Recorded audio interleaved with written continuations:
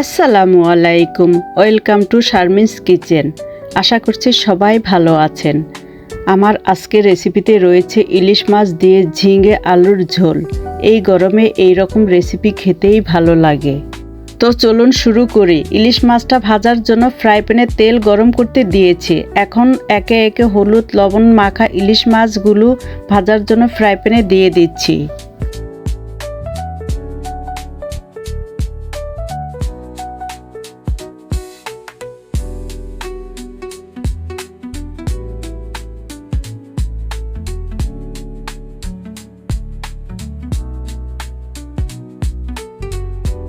এই তো মাছগুলো সুন্দর মতো এপিট ওপিট ভেজে তুলে নিলাম।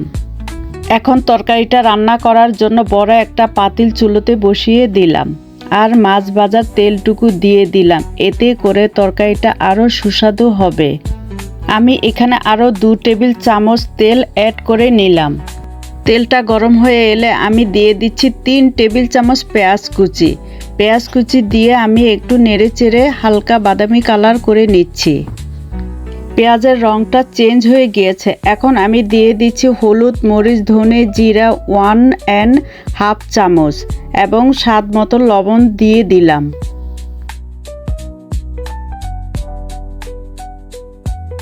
একটু নেড়েচেড়ে মশলাটা কষানোর জন্য 1/2 কাপ পানি দিয়ে দিলাম।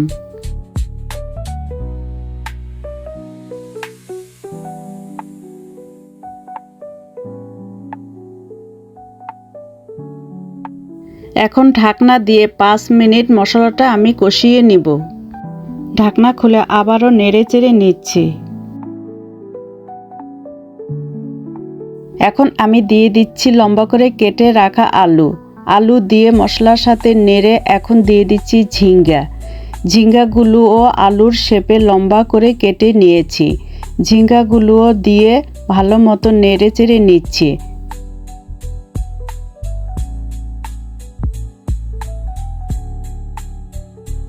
এখন ঢাকনা দিয়ে সবজিগুলো কষাবো 5 মিনিট।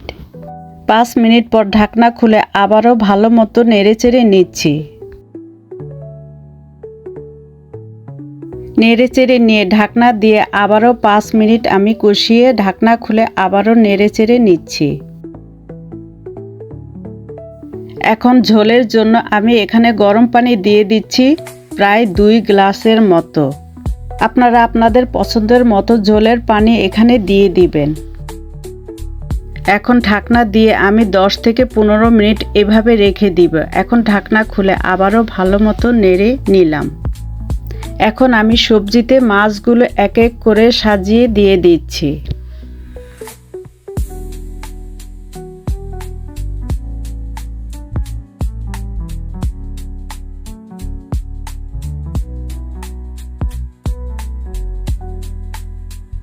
এখানে আমি দিয়ে দিচ্ছি আস্ত কাঁচামরিচ 7-8টি আর দিয়ে দিচ্ছি ধনেপাতা।